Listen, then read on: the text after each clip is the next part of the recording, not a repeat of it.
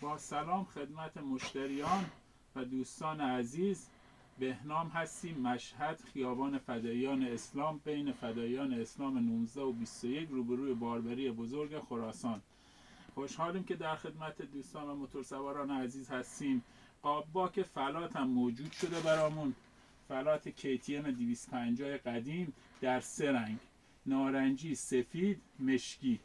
خدمت دوستان عرض کنم که قاب بغل ریسر همکاران عزیز بعضیا به ما سفارش داده بودن، از قبل داخل انبار پیدا شده. حالا اگر از زمان که خواستن موجود اینجا داریم. ما خدمت دوستان رنگ قرمز، اینا پرواز ریسره. بیا جلو مختی آقای، پرواز ریسر. قاب بغل چراغشه. بعضی از قابای دیگرش هم موجود هست. قاب زیر موتور هست، کنسول جلو هست. عرضم به حضور شما که باز نگاه میکنیم براشون در داخل انبار. هر چیز که بود در کانال براشون عکسشو میذاریم. با تشکر، خدا نگهدار.